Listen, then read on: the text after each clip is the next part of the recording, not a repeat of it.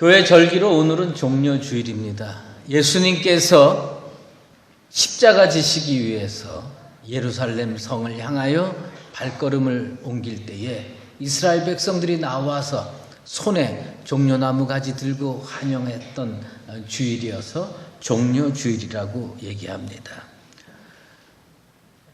그런데 우리 한국 교회가, 그리고 우리 교회도 마찬가지지만 그렇게 기뻐만은 할 수 없는 그런 날입니다. 릭 워렌이라고 하는 목사는 회복으로 가는 길이라는 책에서 오늘날 교회의 모습을 이렇게 평가하고 있습니다. 기쁨의 공동체가 되어야 할 곳이 슬픔의 골짜기로 바뀌고 있다. 그러니까 교회가 세상에 소망이 되지 못하고, 교회가 세상 사람들한테 복음을 증거해서 돌팔매를 맞는 게 아니라 잘못 살아서 손가락질 받는 측면을 이야기하고 있습니다. 몇 주 전에 제가 가나안 성도에 대해서 말씀을 했던 적이 있습니다. 가나안 성도는 무슨 성도라고 그랬죠? 안 나가는 성도라. 예수 믿는데 교회 안 나가는 성도요. 그런데 그래도 가나안 성도는요, 교회에 애정이 있어요. 이 세상에는 아예 그저 기독교 쪽에 얼굴도 안 돌리는 사람도 많이 있습니다. 그런데 이 가나안 성도는요, 참 교회에 애정이 있는데 교회가 제대로 된 모습을 갖기를 바라서, 교회가 온전히 본질을 회복하기를 바라서 주변을 빙빙 도는 것뿐이지 완전히 예수를 안 믿고 교회를 포기한 거 아닙니다.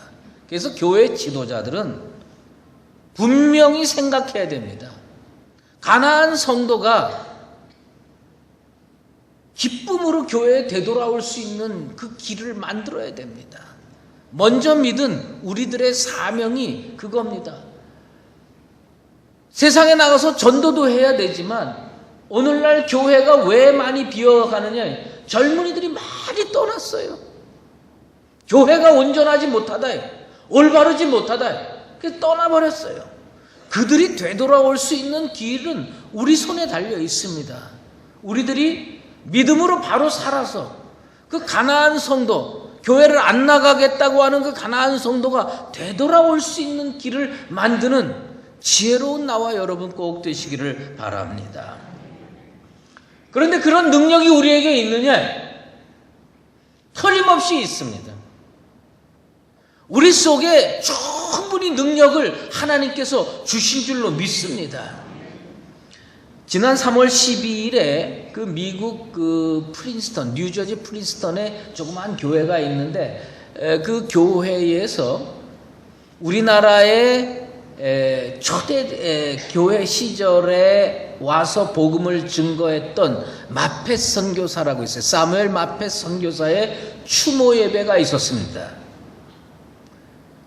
그 사무엘 마펫 선교사의 추모 예배 때 누구들이 참석했냐? 많은 사람들이 참석했지만 초창기 우리 나라에 와서 복음을 증거했던 선교사들의 자손들이 다 모였어요.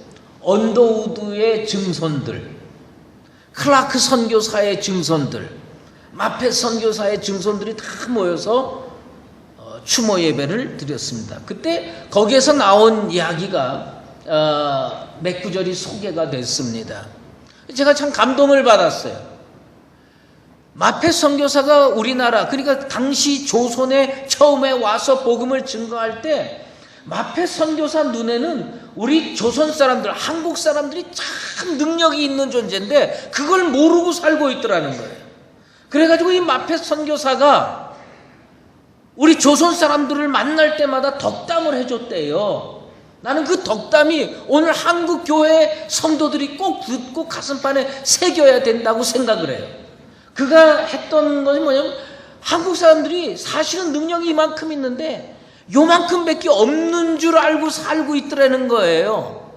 그래서 그 마펫 선교사가 만나는 사람들, 조선 사람들, 성도들에게 뭐라고 얘기했냐면, 파워 투 유, 당신에게 능력이 있게 되길 바란다. 당신에게 능력이 있게 됩니다. 한국 교회는요, 한국 교회를 정화시키고 한국 교회를 바르게 세울 수 있는 능력이 목회자 속에도 성도 속에서도 틀림없이 있는 줄로 믿습니다. 하나님께서 우리에게 능력 주실 줄로 믿습니다. 그래서 이 마펫 선교사가 당시 조선 사람에게 했던 것처럼 파워 투 유, 당신에게 하나님의 능력이 있게 되기를 바란다. 우리 옆에 분하고 인사 한번 나누십시다. 영어 방언이지만 파워 투 유 인사하겠습니다. 네. 좀 길게 얘기할 걸 그랬나요? 하여튼 우리에게 필요한 건 뭐냐면 내 속에 능력이 있는데 그걸 묻어두고 그것을 있는지도 모르고 살아가는 거는 참 잘못 사는 겁니다. 그런데 왜 우리들이 능력을 발휘하면서 살아야 되느냐? 사실 이 종려주일에 예수님께서 예루살렘의 성에 들어가시고요, 그 다음에 또 처음으로 하신 일이 뭐냐면 성전 청소입니다. 예루살렘 성전을 청소하셨어요. 많은 분들은요, 당시 예루살렘의 영적인 지도자들이 잘못됐고 이스라엘 백성들이 잘못 살아서 주님께서 청소한 그 사건에 대해서 말씀을 하면서 아주 나쁘게만 표현을 하는데 저는 그렇게 생각하지 않습니다. 여러분, 청소 왜 하는 줄 아세요? 가정주부들 매일 청소하시죠? 왜 합니까? 어저께 청소 깨끗하게 했어요. 청소기 돌리고요, 걸레질까지 했어요. 그리고 먼지 안 들어오라고요, 그냥 창문 다 닫고 하루 종일 지내보세요. 그 다음날 아침이 되면요 또 청소해야 돼. 어디서 그 먼지가 비집고 들어왔는지 그냥 보면 그냥 먼지가 가득 차 있는 거예요. 제가 이렇게 말씀을 하는데 여성들은 고개를 끄덕거리는데 남성들은 가만히 있는 거야. 청소를 안 하신 것 같아. 청소 좀 하고 사세요. 저는 청소가 전문입니다. 근데 어쨌든 말이에요, 이 청소를 왜 하느냐? 여러분, 청소 왜 하느냐? 그 집이 더럽기 때문에 청소하지만 아주 중요한 건 뭐냐면 청소하는 이유는 난 이곳에서 계속 살겠다는 겁니다. 먼 길 떠나서 이 집에 더 이상 살 필요가 없어요. 그러면요, 이사 간 집 한번 찾아가 보신 적 있습니까? 뭐 여기저기 먼지가 있고요, 뭐 떨어져 있고 누구도 손 안 댑니다. 다음 사람이 와서 살 때 그거 정리하는 거지, 그 이사 갈 때 보면요, 그 먼지 다 하고 그냥 다 놓고 가는 거예요. 예수님께서 예루살렘 성전을 왜 청소했느냐? 예수님 눈에는 이거 계속 사용해야 된다는 거예요. 예루살렘 성을 완전히 쓸어버리고 없애버리려면 예수님께서 성전 청소할 이유가 없었습니다. 대제사장들이 잘못하고 레위인들이 잘못하고 이스라엘 백성들이 잘못 살았어도 예수님 눈에는 이 성전을 청소해서 다시 써야 된다는 겁니다. 올바로 써야 된다는 겁니다. 오늘날 한국 교회도요, 청소가 필요합니다. 정화가 필요합니다. 왜 우리는 우리의 교회를 청소를 해야 되고 깨끗하게 해야 되느냐? 그냥 살면 부패합니다. 그냥 살면 죄악으로 가득 차 있어요. 이걸 깨끗이 청소하고 믿음으로 바로 살기 위해서 우리는 우리의 교회를 수시로 청소할 필요가 있습니다. 그런데 예수님께서 그 청소를 뭘로 하셨는지 아십니까? 예수님께서 예루살렘 성전 청소를 뭘로 하신 줄 아세요? 빗자루 갖고 하신 줄 아세요? 물걸레 가지고 청소한 줄 아세요? 아닙니다. 요한복음에 보면, 요한복음 2장에 보면 성전 청소할 때 예수님께서 예루살렘 성전에 들어가셨어요.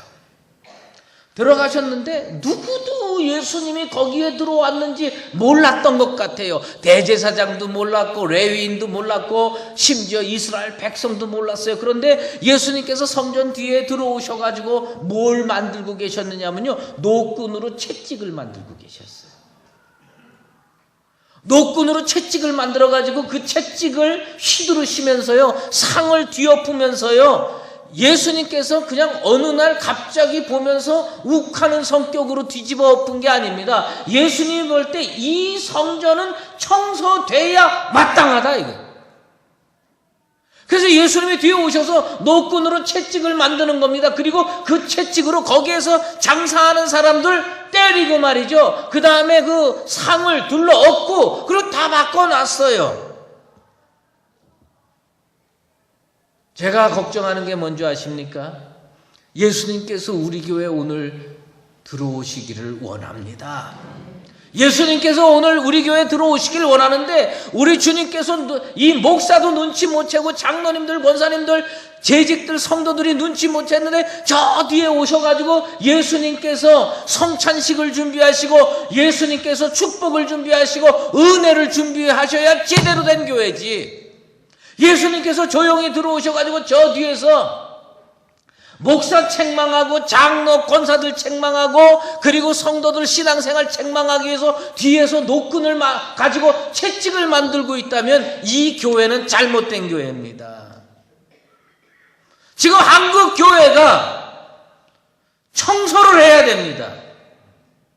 정화를 해야 됩니다.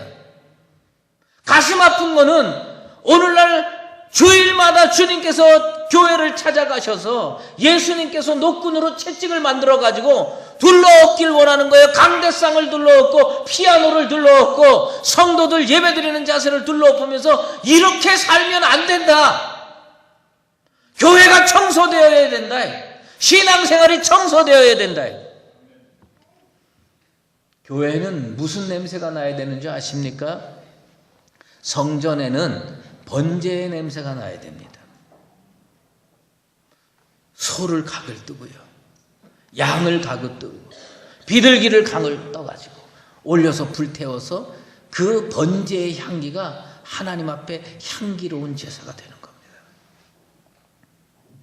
오늘날 하나님의 교회에서는요, 생명의 말씀이 울려 퍼져야 됩니다. 복음의 말씀이 울려 퍼져야 됩니다. 그런데 여러분 생각해 보세요. 예수님 당시에 성전 안에 소장사들이 있었어요. 성전 바깥에서 소장사하는 게 아니에요. 성전 안에서 소장사를 했고요. 그 다음에 성전 안에서 양 장사를 했어요. 성전 안에서 비둘기 장사를 했어요. 그리고 환전상들이 와서 돈을 바꿨어요. 이 얼마나 심각한 문제입니까? 하나님의 성전 안에서는 번제의 향기가 하늘로 올라가야 되는데 하나님의 성전 안에서 여러분 그 안에 묶여있는 소가 믿음이 좋아가지고 배설물을 안 배설하겠습니까? 온통 부패의 냄새, 진짜 배설물의 냄새로 진동했을 겁니다. 하나님의 교회에 성도들의 거룩한 기도의 향기가 하늘로 올라가게 되기를 원합니다. 그런데 우리들의 탐욕, 우리들의 미움, 우리들의 그릇된 삶으로 인하여 이 하나님의 성전이 거룩한 향기가 아니라 인간 냄새가 나고 부패의 냄새가 나고 썩어 빠진 그 신앙생활의 냄새가 난다면 이건 우리는 하나님 앞에서 잘못 사는 겁니다. 저를 비롯해서 모든 중직자들과 성도들 탐욕을 내려놓고 미움과 시기와 질투와 죄악을 내려놓고 하나님 앞에 내 영혼을 청소하고 우리 교회를 청소해서 이 교회는 하나님께 향기 나는 제사를 드릴 수 있는 온전한 교회가 되기를 주의 이름으로 축원합니다. 여러분 생각해 보세요. 예수님께서요 노끈으로 채찍을 만들어가지고 상을 둘러엎으면서 하신 일이 뭔지 아십니까? 성전을 청소한 것이지 성전을 파괴한 게 아니었어요. 왜 성전을 청소했느냐? 이거 계속 사용해야 된다는 겁니다. 나는 우리 교회가 주님께서 채찍으로 한번 둘러엎었다고 생각하고 있습니다. 목사를 둘러엎고 장로를 둘러엎고 안수집사와 권사를 둘러엎고 강대상을 둘러엎고 다 둘러엎었습니다. 그래도 깨닫지 못하고 죄악 가운데 있는 거예요. 그런데 예수님이 성전 청소하고 나서 무슨 일이 벌어졌느냐? 대제사장들이 회개하지 않았습니다. 레위인들이 회개하지 않았습니다. 바뀐 게 하나도 없습니다. 그래서 어떻게 된 줄 아십니까? 그 예루살렘 성전, 우리 주님께서 다시 청소해서 사용하고 싶었던 그 예루살렘 성전이 어떻게 된 줄 아십니까? 예수님이 부활 승천하신 후에 40년 후에 로마의 티투스 장군을 통해서 돌 위에 돌 하나 남지 않냐고 싹 다 무너졌습니다. 난 우리 교회 그리 오래 남지 않았다고 생각합니다. 한국교회 그리 오래 남지 않았다고 생각합니다. 목사들이 회개해야 돼요. 장로님들과 권사님들과 성도들이 철저하게 무릎 꿇고 탐욕을 내려놓고 기득권을 내려놓고 주님 앞에 회개해야 할 줄로 믿습니다. 내가 제일 두려운 거는 우리 다음 세대들한테 한국교회가 물려줄 게 없는 거예요. 돌 위에 돌 하나 남지 아니하고 주님께서 싸그리 정리하셔가지고 이 땅에는 온갖 우상들만 가득 차 있으면 어떻게 될까요? 우리가 회개해야 돼. 우리가 바로 서야 됩니다.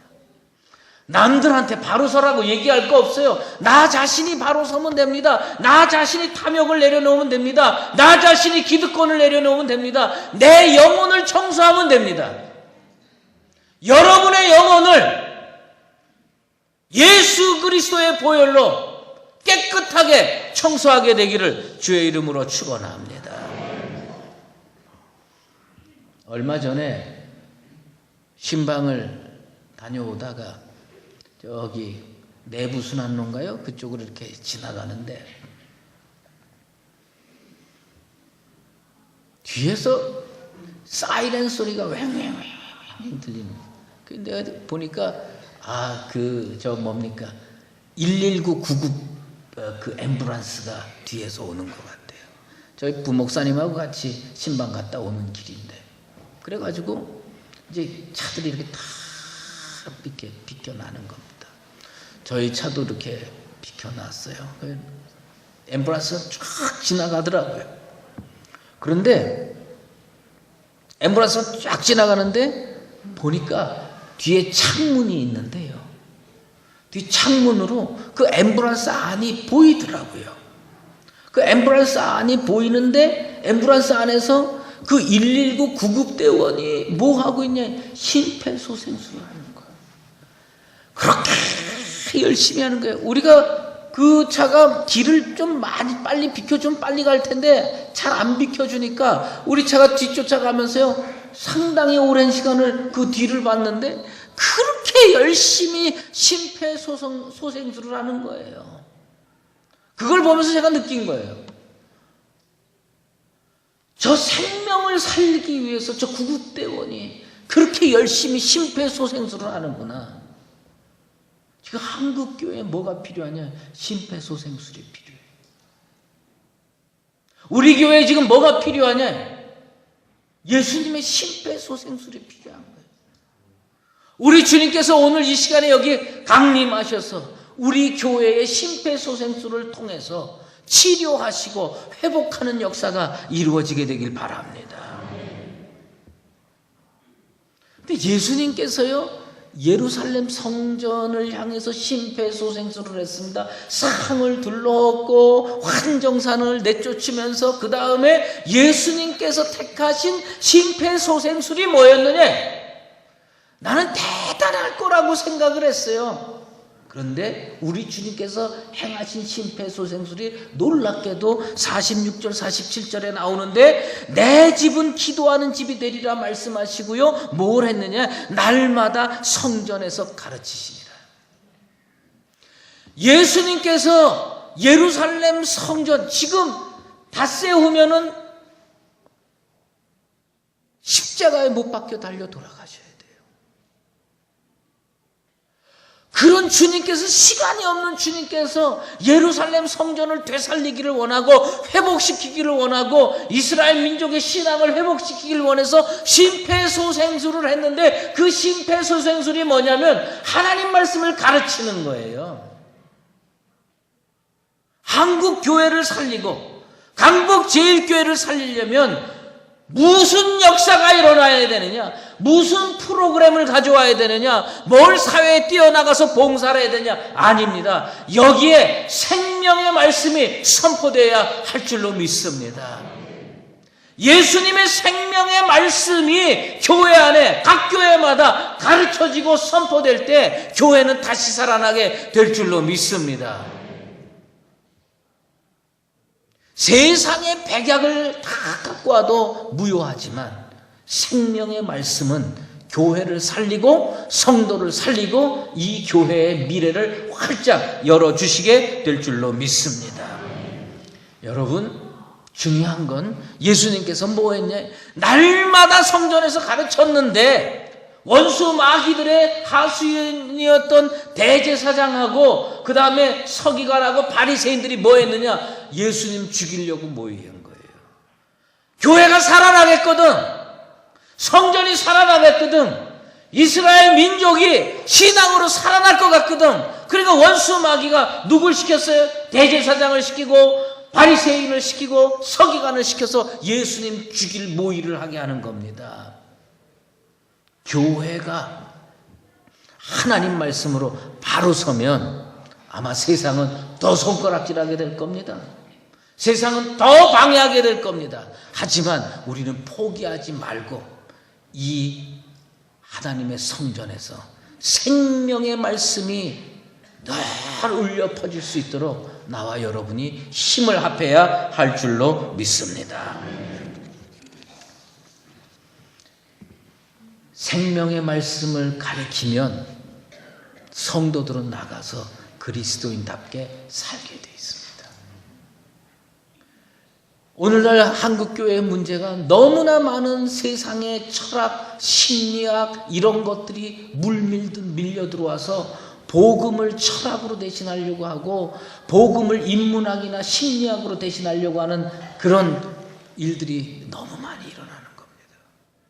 언제 인문학이 이 민족을 살린 적이 있어요? 언제 심리학과 철학이 이 민족을 살린 적이 있어요? 이 민족은 하나님의 말씀으로 여기까지 일어난 줄로 믿습니다. 그래서 이 민족을 살리고 교회를 살리려면 뭐가 이루어져야 되냐? 생명의 말씀이 선포되면 되고 생명의 말씀을 들은 성도들이 영원히 회복돼서 세상에 나가면 세상에서 복음을 저절로 실천하면서 살게 될 줄로 믿습니다. 미국에 미주리주라는 데가 있답니다. 그 미국의 미주리주 어느 시골 마을에 교회가 있는데 그 교회는 아주 작은 교회여서 성도가 한 50명 정도 나오는 조그마한 교회랍니다. 그런데 어느 날 그 교회 근처에 미용실이 있는데 그 미용실에 손님이 평소와 다르게 많이 온 거예요.